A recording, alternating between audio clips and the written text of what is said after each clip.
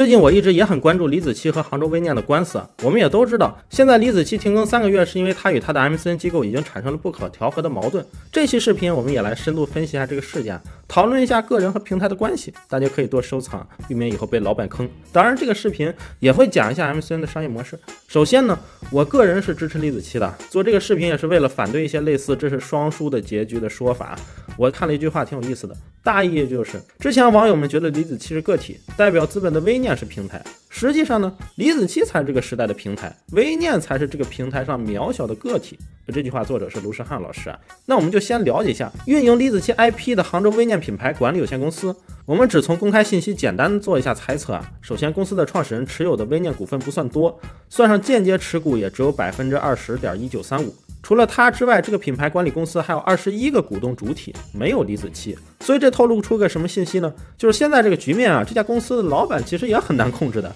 因为假设他没有一致行动人的话，他的持股比例连1/3都没达到，连一票否决权都没有，要处理的局面太复杂了，跟胡伟伟至于膜拜似的。我们看，除了另外3个自然人股东，剩下的基本都是投资机构或者互联网公司了，其中也有一家是北京量子跃动科技有限公司啊，这家公司其实就是字节。根据微念传说的几十亿的估值啊，字节这 1.3713% 的份额就值大几千万小1个亿。然后李子柒上了这个节目，字节就怂了跑了。如果跟李子柒没有分歧啊，微念这家公司上市后收益会更大。所以呢，我们说做企业资本用好了，就是用好了时间的杠杆。在3个月前，微念在自家公号的文章，我们刚刚完成了一轮融资中，也花了最大的笔墨来写李子柒。他们这么写道：2021年是子柒拍摄视频的第7个年头了，从用一部内存16G 的手机开始学习拍摄的摄影小白，到全球粉丝破亿的内容创作者，他在这条路上不断摸索，不断学习成长。记得最初子柒一个人拍视频的时候，他只能通过3脚架古董相机，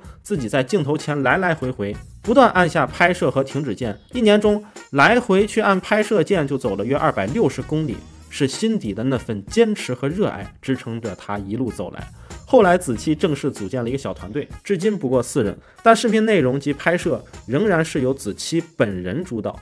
7年来，子柒的出现从未改变，她仍是那个四川绵阳农村走出来的姑娘，习惯用自己的镜头记录身边的一切，也喜欢琢磨些传统手艺。不管走到哪，奶奶都是她最大的牵挂，一切都没变，她依然守着那片她热爱的土地和捧在心尖上真爱的人。我总觉得这潜台词是你加油干，等我们上市了，我再给你多配俩人。一家主要靠李子柒概念的公司啊，李子柒享受到的时间上的杠杆收益，也就是资本收益是0，这是第一层分配的不合理啊。实际呢，李子柒和微念老板也是成立了公司的四川子柒文化传播有限公司，但是这个公司里没有挣钱的业务。李子柒的公主号倒是属于这家公司，公主号流量主的收益很可观，但是通过我观察这个公司的纳税额啊，也猜测会不会因为这家公司支出费用极高，导致虽然流量主收益可观，李子柒可享受到的收益也不多。那再说其他经营上的收益啊，主要有2块，一个就是李子柒品牌的电商收益，去年总共是16亿，螺蛳粉就卖了5个亿，基本都在微念旗下的各类实业公司中，而微念自然也会借助李子柒的案例与势能孵化其他网红，而这些业务则是在杭州尔西文化这家公司中啊，这家公司也没有李子柒任何股份。别的网红的名字我就不说了，反正相比李子柒，里面基本都是一些较小的网红。那做 MCN 行业的都知道，一般机构都会用自己的头部案例去影响一些小的新人，比如一些新人不是太了解这个行业，但也会想他们做出了李子柒，那肯定是很厉害了。所以李子柒的 IP 对微念签约其他人是至关重要的。反正我估摸着啊，其他这些博主啊，估计也都该伤心了。大家到期可能也没博主乐意跟他们续约了。有一个形象的比喻，就是搞公司的企业家就是在用最少的锅盖盖最多的锅啊，手里的锅盖就那么几个，锅呢倒腾来倒腾去，持续往上加。有的企业9个锅盖10个锅就稳健一点，有的企业是3个锅盖10个锅就梭哈一些。讲的学术一点，就是罗斯巴德生产要素整合那一套。所以我个人是承认生产要素的高效整合是有价值的，但是呢，微念这个事儿主要离谱在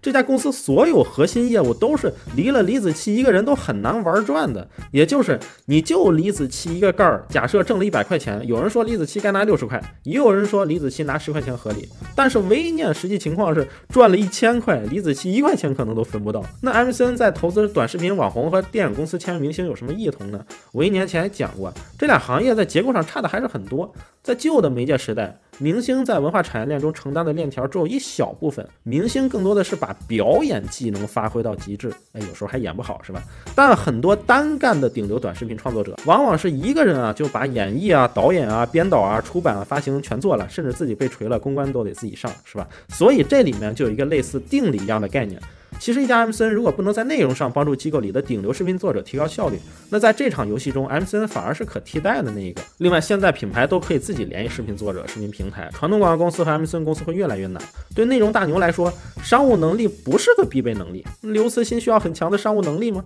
当然 MCN 有没有创新的可能还是有，机会不小。这期视频里我们就不说了。资本是逐利的，所以我觉得这个事儿更像是公司对超级个体个人智力价值的误判，这实际在每个行业初期都是个必然的定律。比如7、8年前创业圈子也天天听各种 CTO 被公司踢掉，程序员山库跑路，这几年这种故事就少很多了。那最近3、5年主要红利是流量的2次大分配，所以我们又能看到公司和创作者的矛盾。我相信5年后可能又会进入到生物领域科学家与顶级创业公司矛盾频发的周期。为什么我们说对比微念，实际李子柒这个超级个体才是超级平台呢？这其实也没啥复杂的，就是看知名度。假设你是主持人，名气巨大，但是电视台本身比你更有名，那还是电视台是平台。假设顶级科学家加入一家不是很有名的公司，那科学家就是平台。我们看到的李子柒应该是全网唯一一个跨全平台内容创作者，就是他是唯一一个在所有视频平台都是绝对顶流的创作者，不搞任何独家。尤其这2年内容行业又进入到了一个亿资产估值高于频道关注数字的时代，李子柒的超级平台属性会越来越强。网上说他作秀的人确实应该是没有完完整整看过他一个视频，也没有看过他在受采访时表达出的思想高度。所以接下来我们换个角度某种层面上前面全部的内容和各类媒体讨论的分钱问题股权问题可能也没有任何意义。为什么呢？那我再讲个故事在10几年前我上新东方一个蛮有名外语老师的课不是老罗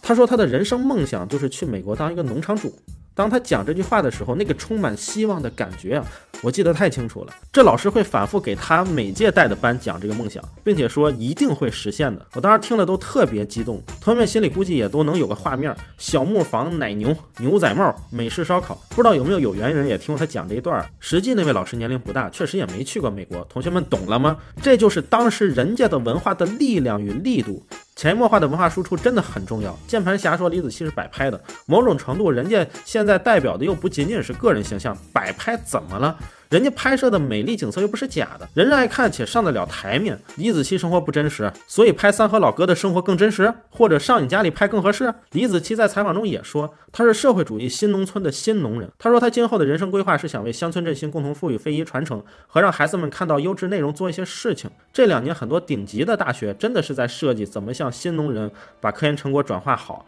把一些技术做好科普。这里面李子柒能做的事儿太多了，而且确实别人做不了。国家也不差那点臭钱是吧？而且在当下以共同富裕为目标的今天，也需要让更多人看到，在社会主义国家不仅仅是锅盖高手能吃香的喝辣的，一个从小生在农村跟奶奶长大的90后小姑娘依旧可以靠她的才华赢得地位与尊重，站着把钱挣了。正是这位新农人在海外粉丝量远超 BBC、CNN。 在他每次做新年视频的时候， YouTube 频道下面会有来自全世界各国的朋友用不同的语言发出新年快乐的祝福。初期吸引那么多海外观看者，可能是我们的美食文化更深入的，他们肯定也能看到中国人与自然的关系，知道在东方文化中思考人与自然关系是非常重要的。中国一直存在一种反归自然的哲学与审美潜流，只是在不同的时期历史上有不同的人用不同的表达方法。其实我们搞双碳很大程度上也需要在全世界积累我们对环境保护的信誉。我也在想，为什么他可以在内容上做到这样一种高度呢？在几年前有位长者跟我说，其实人有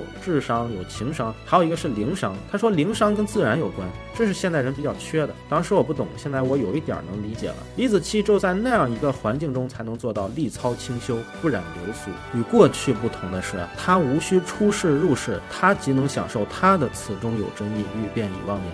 又能处在时代的前沿，感受全世界的喜爱，而这一切他都值得。我是大蜡烛，如果这期视频你喜欢，就给我点个赞吧，我们下期再见。